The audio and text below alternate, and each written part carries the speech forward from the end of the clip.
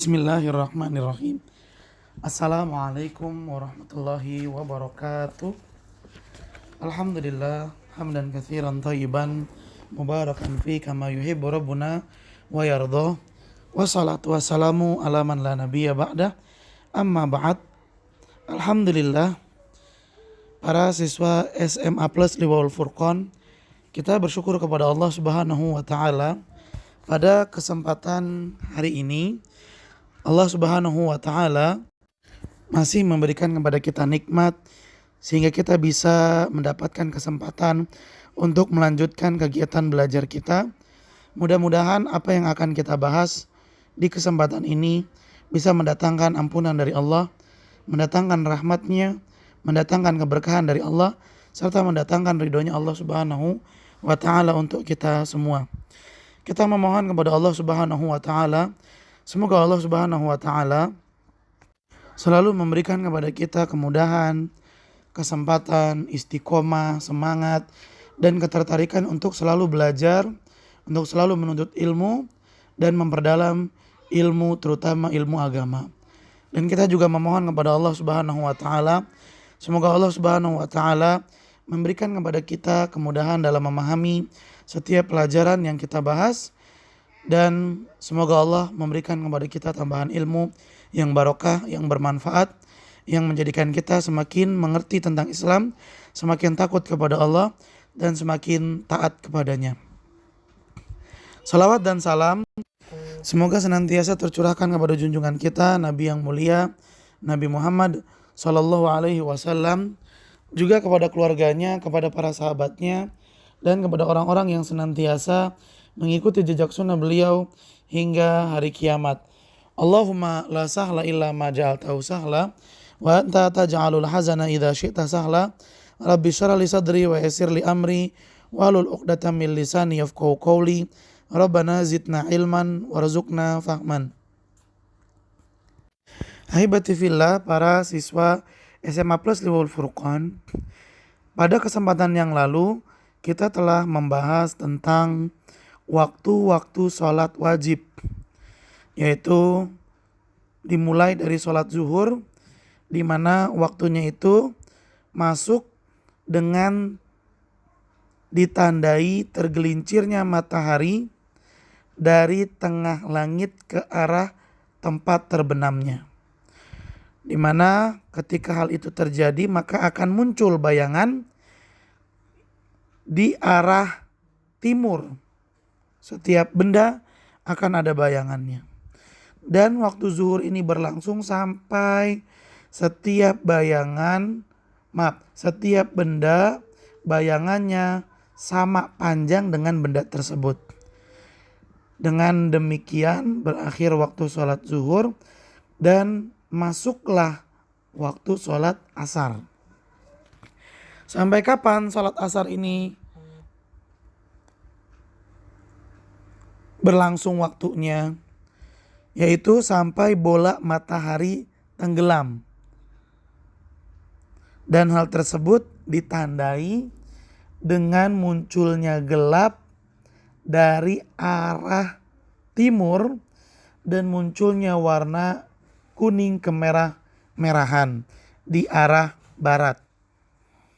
Jika hal itu terjadi, maka waktu asar telah selesai. Dan waktu asar selesai otomatis masuk waktu sholat maghrib.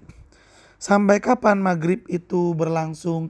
Sampai warna merah ke kuning-kuningan atau kuning kemerah-merahan hilang dari langit.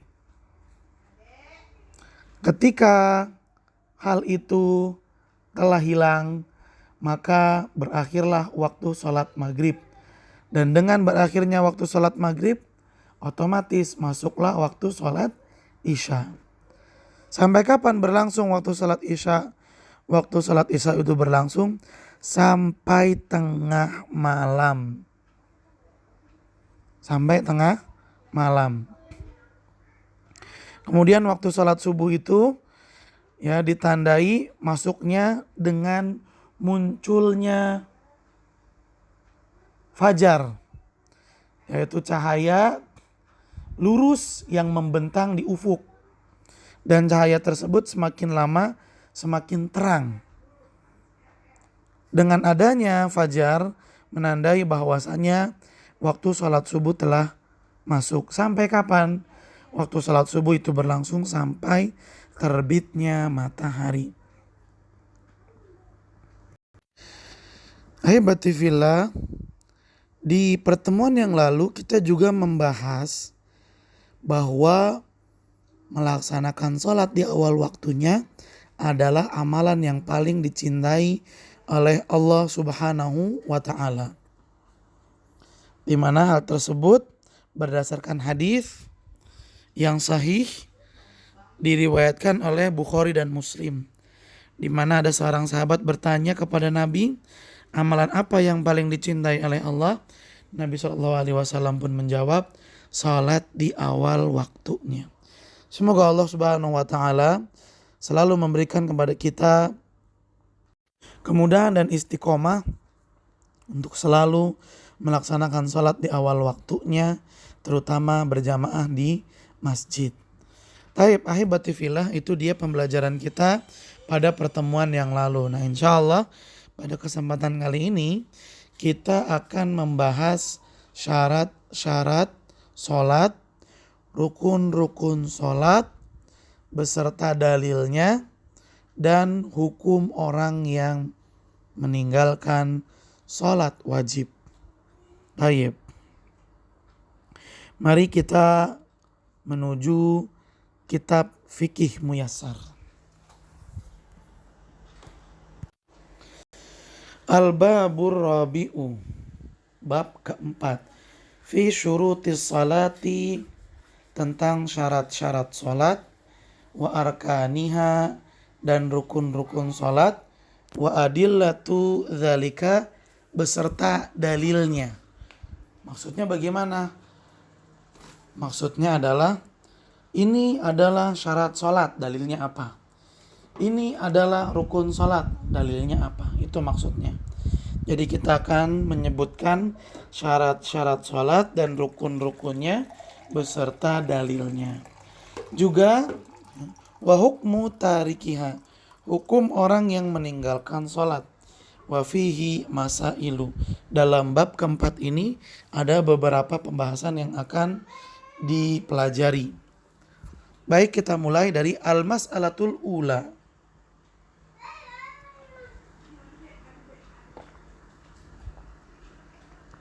Permasalahan yang pertama, fi adadis salawatil maktubati, tentang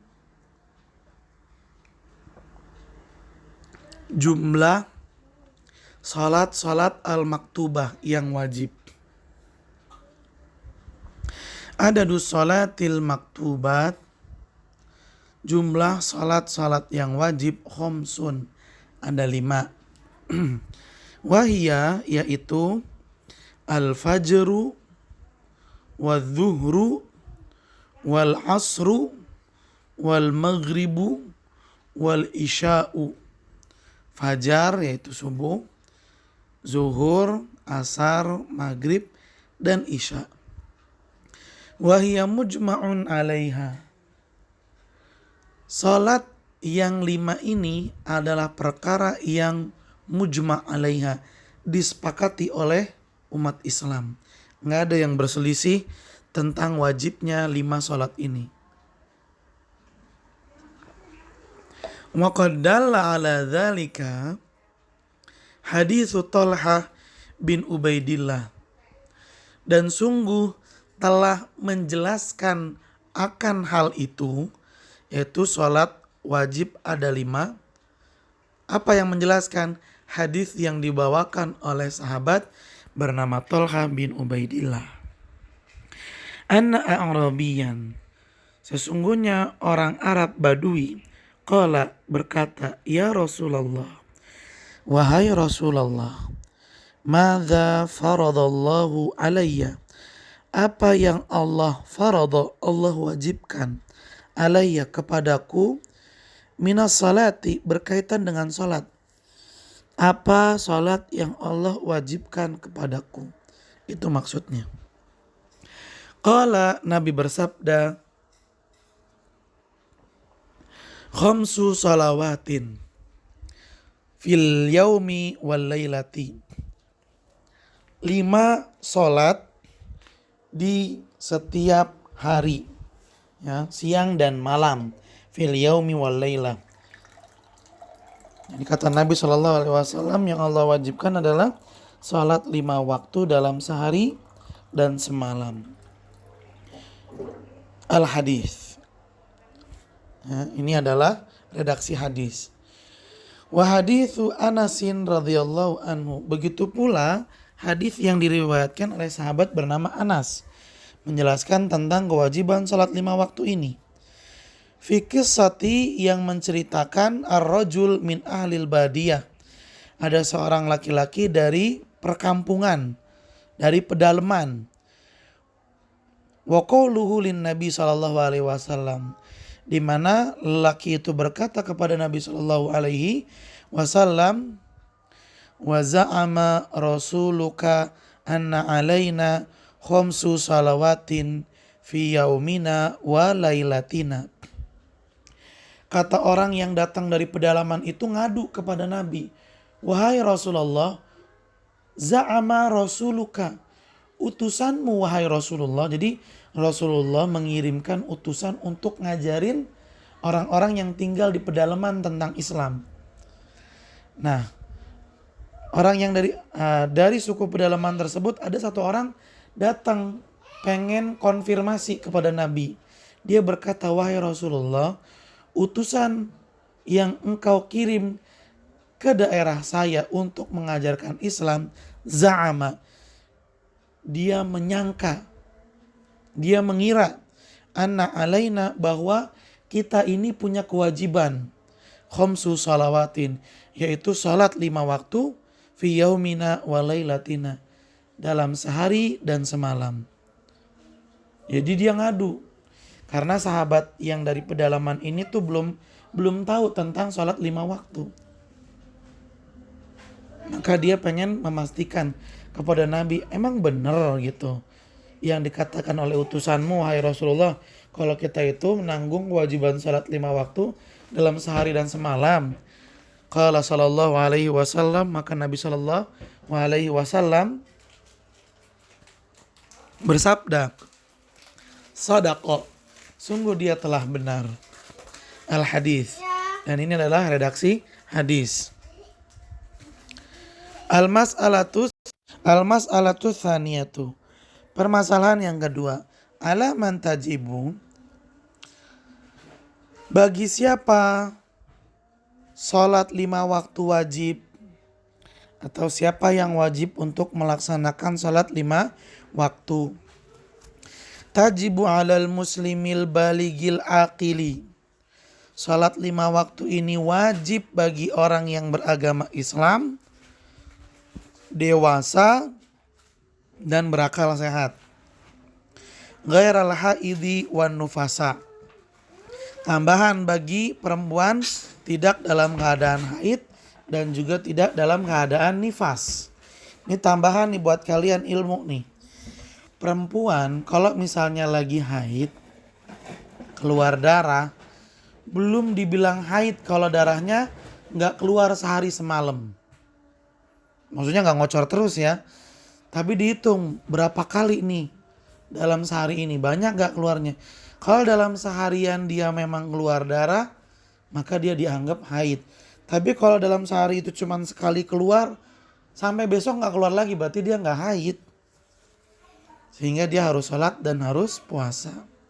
Beda sama nifas. Kalau nifas sekali keluar, dia langsung dihitung nifas. Gak ditungguin sampai sehari semalaman dulu, enggak. Tambahannya. Jadi ya ikhwan, orang yang wajib untuk melaksanakan sholat 5 waktu itu adalah orang yang beragama Islam, telah menginjak usia dewasa dan berakal sehat. Bagi perempuan ada tambahan, yaitu tidak sedang dalam keadaan haid dan tidak sedang dalam keadaan nifas.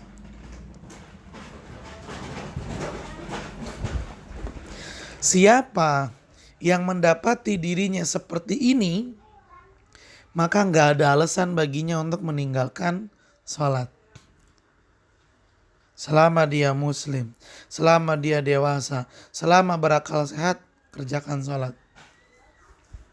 Mau lagi sakit, mau lagi sehat, tetap sholat ditegakkan. Mau lagi safar, mau nggak lagi safar, tetap tegakkan sholat. Jelas ya? Selama dia Islam, dewasa, berakal sehat, tambahan buat perempuan nggak sedang haid atau nifas, wajib untuk menegakkan sholat. Wa yu'maru bihas sabi. Seorang anak kecil yu'maru biha, diperintahkan juga untuk melaksanakan sholat. Anak kecil berarti belum nyampe usia dewasa. Anak kecil usia berapa yang diperintahkan untuk mengerjakan sholat? Idza balagha sab'a sinina. Kalau anak kecil itu telah menginjak usia 7 tahun, ajarin sholat. Wa yudrabu 'alaiha li asyarain. Dan jika anak kecil telah menginjak usia asyar, usia 10 tahun, yudrab, dipukul. 'Alaiha, kalau dia meninggalkan sholat. Boleh dipukul. Tapi ingat, maksudnya dipukul di sini adalah memukul untuk mendidik. Supaya dia tidak meninggalkan sholat. Bukan mukul seperti ngegebugin maling, bukan. Maling juga sebenarnya nggak boleh digebugin. Ya, memukul dalam rangka mendidik. Apa itu mukul dalam rangka mendidik? Memukul yang tidak membekas. Bayangkan ya ikhwan, anak 10 tahun dipukul gara-gara ninggalin sholat. Apalagi kita yang usianya udah gede begini. Kalau kalian dihukum sampai dipukul, bersyukur sama yang mukul. Berarti dia sayang sama kita karena dia ingin kita selalu menjaga sholat. Jangan ngamuk, jangan marah, jangan ngedumel, jangan benci. Jangan. Karena kalau kita marah, waduh, berarti kita lebih memilih setan untuk menjadi teman daripada orang yang memperingati kita untuk menegakkan sholat. Hati-hati. Ya, tayyib. Li hadis, hal ini berdasarkan dengan hadis, yaitu perintah untuk mengajarkan anak sholat ketika berusia 7 tahun dan perintah untuk memukul anak yang berusia 10 tahun kalau ninggalin sholat. Hal ini berdasarkan hadis dari Nabi. Jadi bukan perkataan ulama, bukan perkataan kiai, bukan perkataan ustadz. Justru ini perkataan dari Nabi Muhammad Sallallahu Alaihi Wasallam. Di mana hadis ini mengatakan awalnya rufi al-qalamu an thalathatin.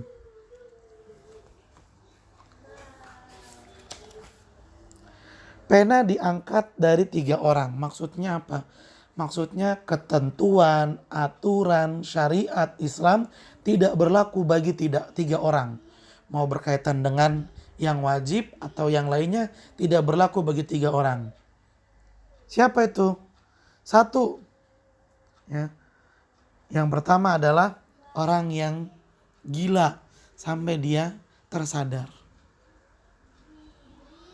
Yang kedua, orang yang tidur sampai dia bangun. Yang keempat, anak kecil sampai dia dewasa. Ini dia 3 orang yang tidak terkena aturan Islam. Nah, dari hadis ini diambillah kesimpulan bahwa salat termasuk syariat Islam. Sehingga salat kewajibannya terkena bagi orang yang sudah dewasa, yang berakal sehat, kemudian beragama Islam, dan tambahan bagi perempuan tidak sedang dalam keadaan haid ataupun nifas. Waliqaulihi sallallahu alaihi wasallam, dan juga berdasarkan sabda Nabi sallallahu alaihi wasallam, muru auladakum, ajarkanlah, perintahkanlah anak-anak kalian bis salat, untuk mengerjakan salat, lisabain, ketika mereka menginjak usia 7 tahun. Wadribuhum, dan pukullah anak-anak kalian, alaiha, apabila meninggalkan salat, li asharin, jika telah menginjak usia 10 tahun. Ini dari sabda Nabi SAW. Wa farriqu bainahum fil madaji', dan pisahkan antara anak laki-laki dan anak perempuan yang sudah berusia 10 tahun ketika hendak ke tempat tidur. Ya, ketika di tempat tidur, anak laki sama anak perempuan dipisah ketika berusia 10 tahun, walaupun saudara kandung. Walaupun saudara kandung. Tayyib.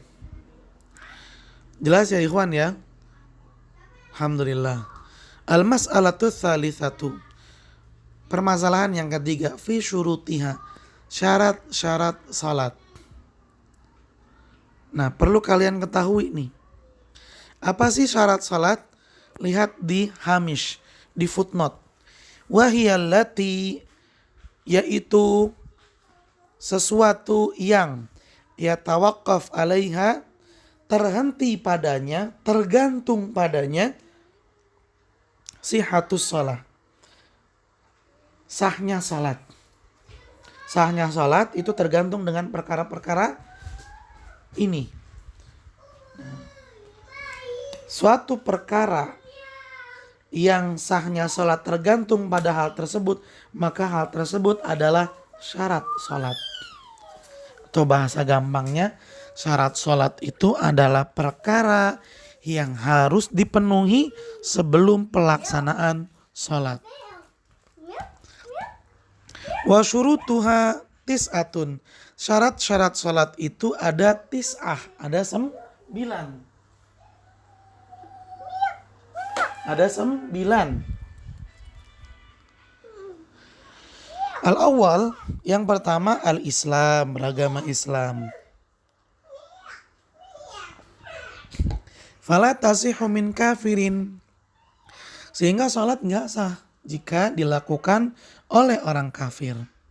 Libutlani amalihi, karena semua amal ibadahnya orang kafir itu batal, artinya enggak diterima sama Allah.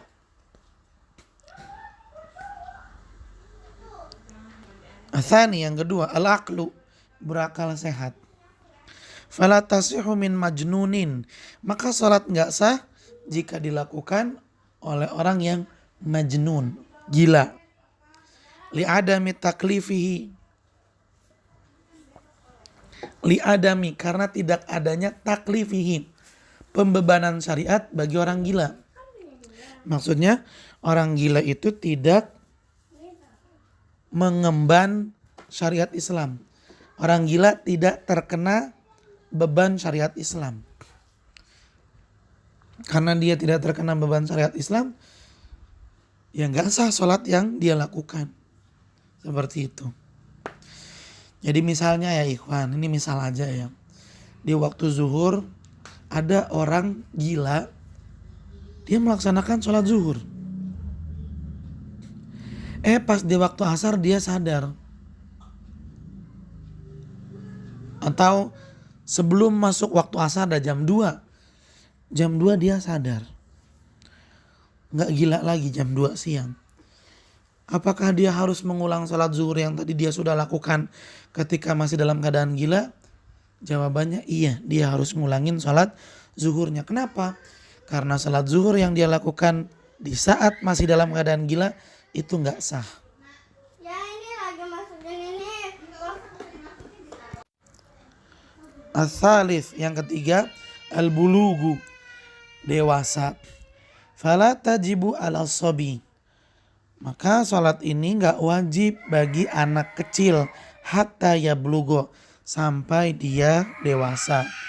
Walakin yu'mar biha li sab'in, akan tetapi anak kecil yang sudah menginjak usia 7 tahun yu'mar biha, diperintahkan, diajarin untuk melaksanakan salat. Wa yudrabu alaiha, dan dipukul alaiha jika meninggalkan sholat li'asharin kalau dia sudah menginjak usia 10 tahun. Li haditsin, hal ini berdasarkan hadis dari Nabi SAW, muru auladakum, ajarkanlah, perintahkanlah auladakum, anak-anak kalian bis salat, untuk salat li sab'in, ketika sudah menginjak usia 7 tahun. Al-hadis, ini redaksi hadis. Arabi, yang keempat, syarat salat adalah at-taharatu min al-hadatsaini, suci dari 2 hadas. Hadas apa ya? Hadas besar sama hadas kecil. Ma'al qudrah.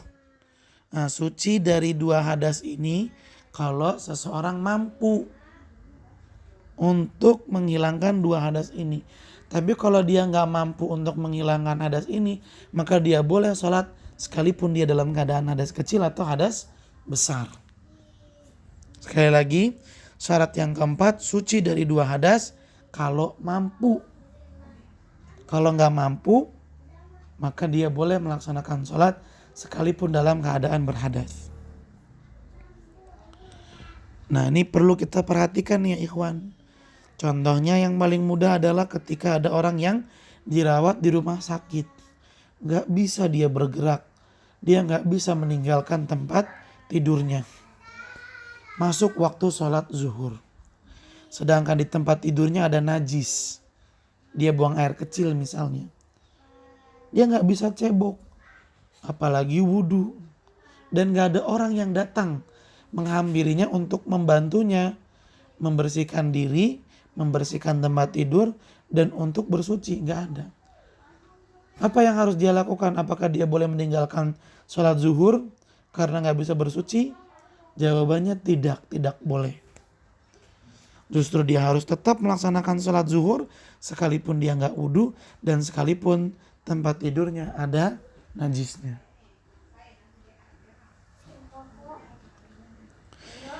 Liqaulihi sallallahu alaihi wasallam, hal ini berdasarkan sabda Nabi sallallahu alaihi wasallam fi hadis Ibnu Umar, dalam hadis yang diriwayatkan oleh Ibnu Umar, la yaqbalullah, Allah tidak akan menerima, kata Nabi sallallahu alaihi wasallam.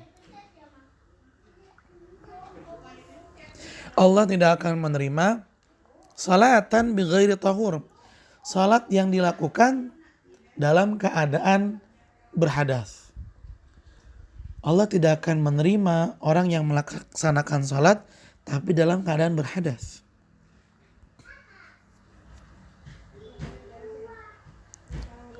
Atau Allah tidak akan menerima salat bi ghairi tahur, tanpa keadaan suci, tanpa toharoh. Al-khamis, syarat yang kelima, dukhulul waqti li salatil muaqqatati, masuknya waktu salat muaqqatati yang telah ditetapkan waktunya oleh syariat Islam, yaitu salat subuh, zuhur, asar, maghrib, dan isya. Syarat sah salat adalah harus masuk waktu salat. Liqauli ta'ala, hal ini berdasarkan firman Allah Subhanahu wa taala, inna salata, sesungguhnya salat wajib itu, kanat alal mu'minina, bagi orang yang beriman, kitaban mauqutan, adalah kewajiban yang telah ditetapkan batas waktunya, sehingga gak boleh dilakukan di luar waktunya. Wali hadis Jibril hina amman Nabi sallallahu alaihi wasallam, dan juga berdasarkan hadis yang menjelaskan tentang malaikat Jibril hina, ketika amman Nabi sallallahu alaihi wasallam bisalawat, mengimami Nabi sallallahu alaihi wasallam dalam salat al-khamas, 5 waktu. Jadi Nabi pernah salat bersama Jibril dan malaikat Jibril sebagai imamnya. Kenapa malaikat Jibril jadi imamnya? Untuk mengajarkan Nabi Shallallahu Alaihi Wasallam tentang salat 5 waktu. Cuci tangan pas lagi ngambil kulit. Summa qala, kemudian malaikat Jibril pun berkata, ma baina hadainil waqtaini waqtun. Kata malaikat Jibril, antara kedua waktu ini adalah waktu untuk sholat. Maksudnya bagaimana? Jadi maksudnya begini ya ikhwan. Malaikat Jibril awal mulanya mengajarkan kepada Nabi awal-awal waktu sholat. Awal waktu sholat zuhur, asar, maghrib, isya dan juga subuh. Malaikat Jibril melaksanakan sholat bersama Nabi di awal-awal waktunya. Kemudian yang kedua kalinya malaikat Jibril datang lagi melaksanakan sholat 5 waktu bersama Nabi SAW, tapi di akhir-akhir waktu. Di akhir-akhir waktu sholat zuhur, asar, maghrib, isya dan subuh. Setelah itu baru malaikat Jibril berkata, dua waktu ini, waktu yang pertama sama waktu yang kedua adalah batasan waktu sholat 5 waktu. Gampangnya gini, pertama kali malaikat Jibril datang kepada Nabi Muhammad SAW dan melaksanakan sholat zuhur di awal waktu sholat zuhur bersama Nabi SAW. Terus malaikat Jibril datang lagi yang kedua kalinya untuk melaksanakan sholat zuhur bersama Nabi SAW, tapi di akhir waktu sholat zuhur. Setelah itu malaikat Jibril bilang, antara dua waktu ini, waktu yang awal sama yang akhir adalah batasan waktu untuk sholat zuhur. Itu maksudnya ikhwan. Mudah-mudahan kalian memahami. Fala tasihhu sholatu qabla dukhuli waktiha. Oleh karena itu, salat tidaklah sah qabla dukhuli waktiha, sebelum masuk waktunya. Salat tidak sah dilaksanakan sebelum masuk waktunya. Wala ba'da khurujihi, dan juga setelah keluar, setelah habis waktunya gak sah. Illa li udhrin, kecuali karena ada uzur. Maka boleh melaksanakan salat sebelum waktunya atau sesudah waktunya. Contoh ketika sedang safar. Boleh melaksanakan salat asar sebelum masuk waktunya, yaitu di salat zuhur. Boleh melaksanakan salat zuhur setelah habis waktunya, yaitu di waktu salat asar. Begitu maksudnya ikhwan. Asadis, yang keenam, syarat sah salat yang keenam, sitrul aurati, menutup aurat ma'al qudrah, apabila mampu. Bisyai'in, dengan sesuatu, ya menutup auratnya dengan sesuatu, la yasiful basyarata, yang tidak menyerupai kulit. Nah, kita kan orang Indonesia kulitnya tuh sawo matang ya. Maka gak boleh memakai kain yang warnanya seperti itu. Nanti dikira seperti orang yang gak pakai baju.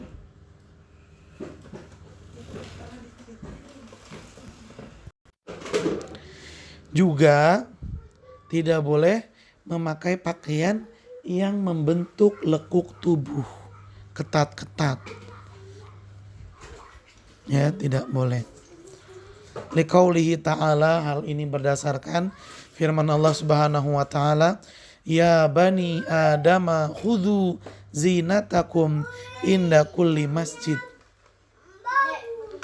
Wahai manusia, wahai anak Adam, khudhu zinatakum, ambillah pakaian terbaik kalian dan perhiasan kalian, inda kulli masjidin, ketika hendak berangkat ke masjid untuk melaksanakan sholat.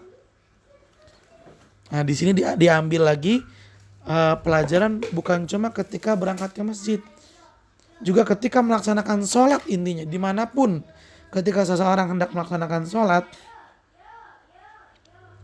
maka hendaklah dia mengenakan pakaian yang paling bagus, pakaian yang terbaik menurut dia. Wa qauluhu sallallahu alaihi wasallam, dan juga berdasarkan sabda Nabi sallallahu alaihi wasallam, la yaqbalullah salata haidin, Allah tidak akan menerima salat perempuan yang sudah mengalami haid illa bihimar, kecuali dia salatnya mengenakan hijab. Kalau anak perempuan masih kecil belum mengalami haid, sholat tapi nggak pakai kerudung, sah sholatnya, nggak apa-apa, diterima sama Allah, dapat pahala bagi anak itu dan juga orang tuanya. Tapi kalau anak tersebut sudah mengalami haid, maka dia nggak boleh atau nggak sah sholatnya jika tanpa mengenakan hijab.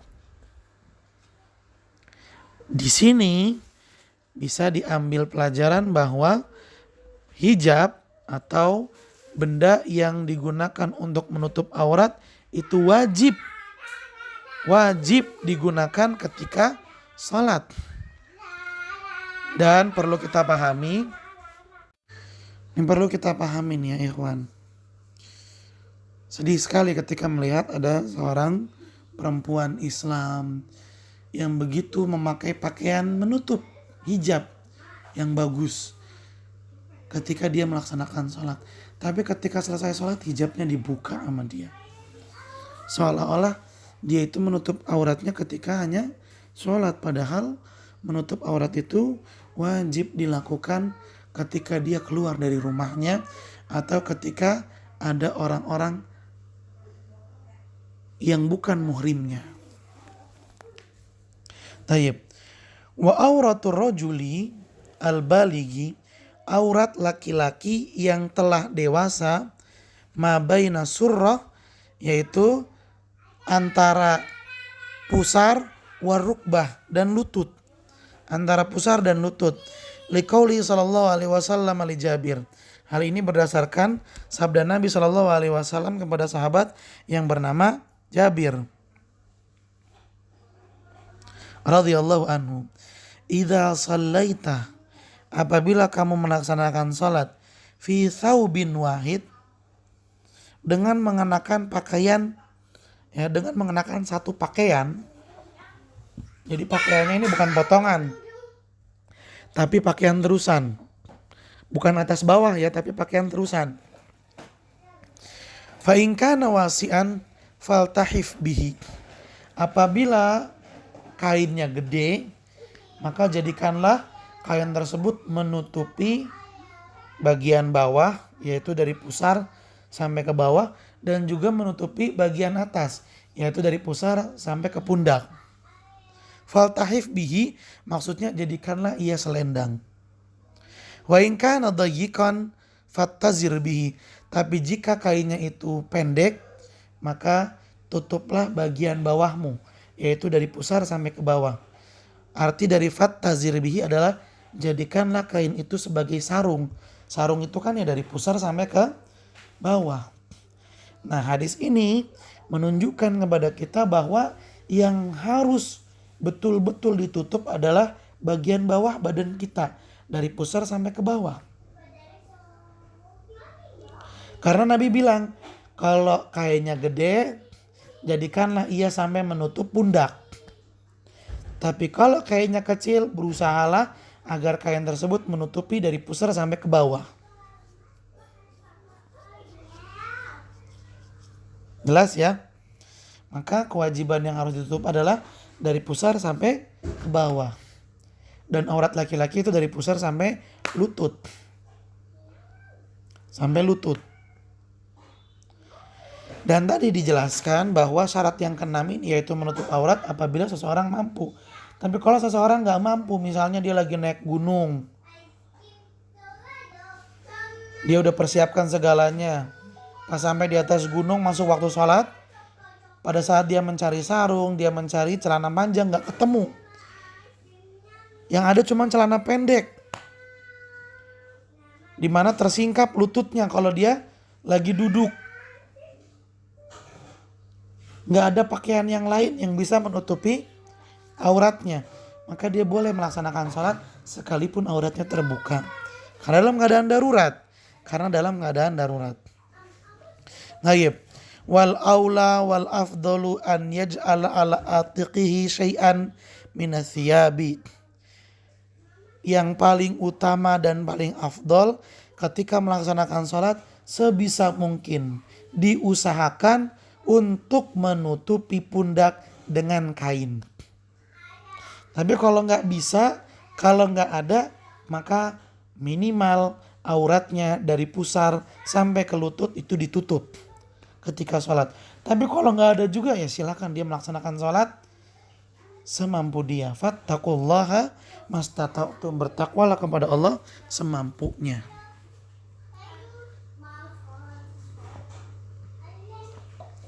Lianna Nabi sallallahu alaihi wasallam, karena Nabi sallallahu alaihi wasallam nahar rajula, pernah melarang seorang laki-laki an yusalliya fi thawb, seorang laki-laki yang melaksanakan salat mengenakan pakaian laisa ala atikihi minhu syai'un, di mana pundaknya itu tersingkap, terbuka, kelihatan.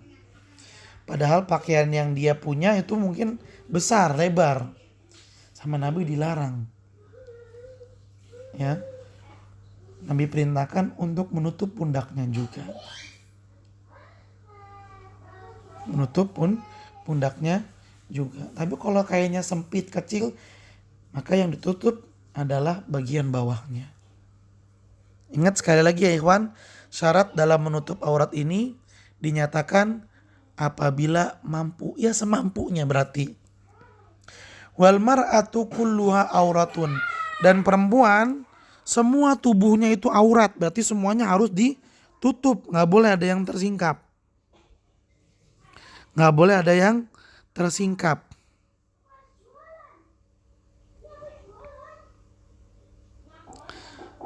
Illa wajhaha wa kafaiha, kecuali wajahnya dan kedua telapak tangannya. Itu doang yang boleh dilihat. Maaf, itu doang yang boleh terbuka dari tubuh perempuan, yaitu muka sama kedua telapak tangannya. Yang lainnya harus ditutup. Sekali lagi, yang lainnya harus ditutup.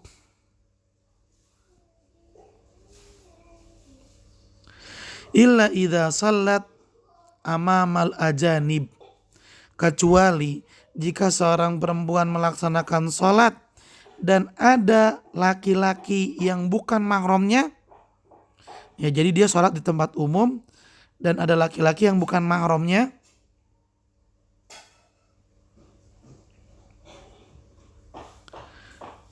fa innaha tughatti kulla syai'in, maka pada saat itu perempuan harus menutup seluruh tubuhnya, wajahnya sampai telapak tangannya juga harus ditutup ketika melaksanakan sholat yang terlihat oleh laki-laki yang bukan mahramnya.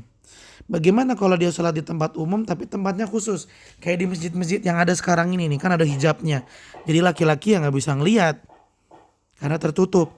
Maka pada saat itu wajah sama telapak tangannya boleh terbuka.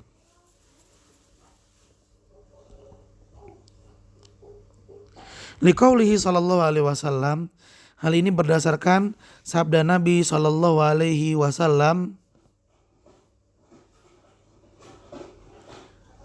la yaqbalullah salata haidin, Allah Subhanahu wa taala tidak akan menerima salat perempuan yang sudah mengalami haid illa bi khimar, kecuali dia salatnya menggunakan khimar, yaitu kerudung, ya, jilbab. Sekali lagi, Allah Subhanahu wa taala tidak akan menerima salat wanita yang dewasa kecuali dia menutup auratnya. Kalau auratnya terbuka, maka Allah nggak akan terima salatnya.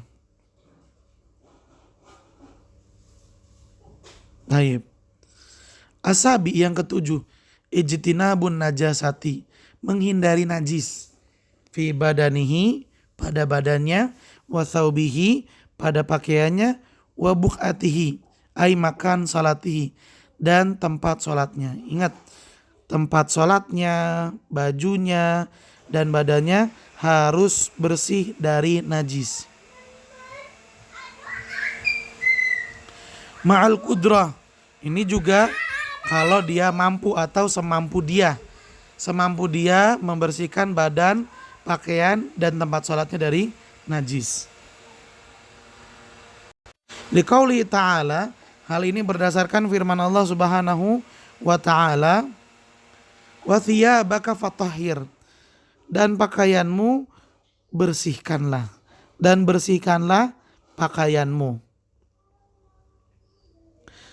Wa qaulu sallallahu alaihi wasallam, dan juga berdasarkan sabda Nabi sallallahu alaihi wasallam, tanazzahu anil baul, hati-hati dari percikan air kencing. Bersihkanlah dirimu dari cipratan air kencing. Fa inna amata adzabil qabri minhu, karena banyak orang disiksa di dalam kuburnya gara-gara nggak hati-hati dari cipratan air kencing.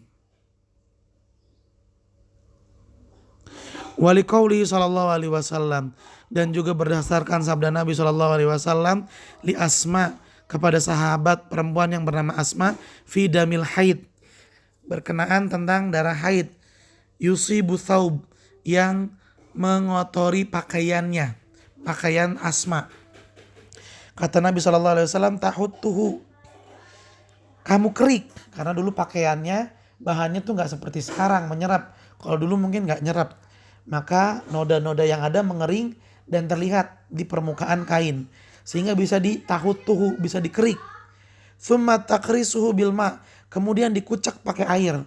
Tsumma tandohuhu, kemudian dibilas, lalu dikeringkan. Tsumma tusalli fihi, lalu boleh digunakan untuk salat lagi. Liqaulihi sallallahu alaihi wasallam, juga berdasarkan sabda Nabi sallallahu alaihi wasallam, li ashabihi, kepada para sahabatnya, wa qad balal a'rabiyyu fil masjid, di mana ada orang Arab Badui yang kencing di Masjid Nabawi. Apa kata Nabi sallallahu alaihi wasallam kepada para sahabatnya? Ariqu ala baulihi, guyurlah tempat yang terkena air kencing Arab Badui itu, sijilan min ma'in, dengan sebaskom air. Nah, lihat ya, Allah menjelaskan tentang pakaian. Nabi juga menjelaskan tentang pakaian dan menjelaskan tentang berhati-hati dari terkena cipratan najis air kencing.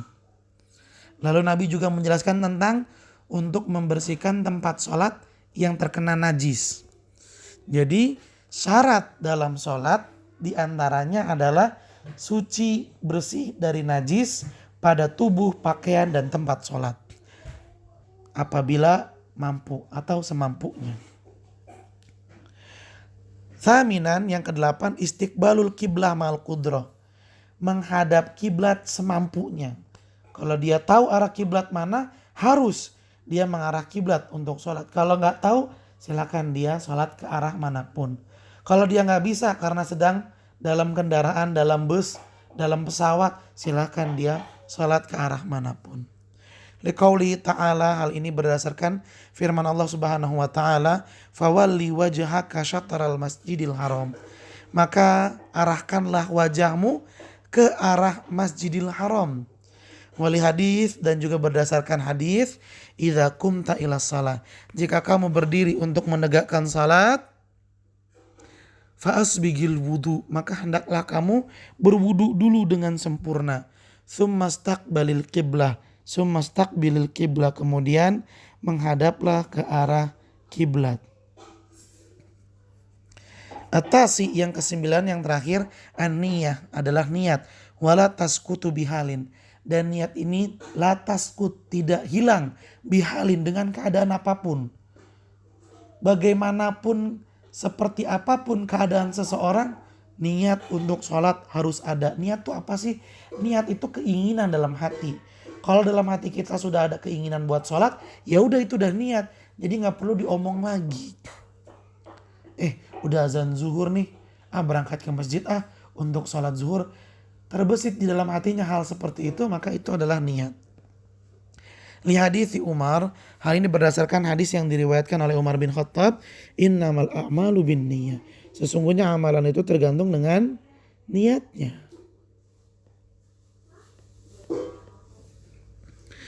Wa mahalluhal qalbu, dan tempatnya niat itu ada di hati. Wa haqiqatuha, dan hakikat dari niat itu aslinya niat itu adalah al-azmu ala syai', keinginan kuat untuk melakukan sesuatu, itu artinya niat. Wala yusra'u talaffudzu biha, dan tidak ada syariat Islam yang menerangkan untuk mengucapkan niat, nggak ada. Lianna Nabi sallallahu alaihi wasallam, karena Nabi sallallahu alaihi wasallam lam yatalaffadz biha, nggak pernah ketika beribadah beliau ngucapin niat, nggak ada riwayatnya. Walam yarid an ahadan min ashabihi, dan tidak pula ada satu riwayat pun dari sahabat Nabi yang ketika dia beribadah mengucapkan niat dulu, nggak ada satu riwayat pun anna ahadan min ashabihi fa'ala dzalik, nggak ada satu sahabat pun yang mengucapkan niat ketika hendak beribadah. Taib ahibati fillah, para siswa SMA Plus Liwaul Furqan, mungkin sampai di sini perjumpaan kita pada kesempatan kali ini. Insyaallah tentang rukun-rukun salat dan hukum meninggalkan salat akan kita bahas di pertemuan yang akan datang. Terima kasih banyak atas perhatiannya. Mohon maaf apabila ada kekurangan dan kesalahan. Silakan dicatat hal-hal yang penting dan ditanyakan jika ada yang kurang paham. Yuk kita akhiri dengan membaca doa kafaratul majlis. Subhanakallahumma wa bihamdika asyhadu an la ilaha illa anta astaghfiruka wa atubu ilaik. Billahi taufiq wal hidayah. Assalamualaikum warahmatullahi wabarakatuh.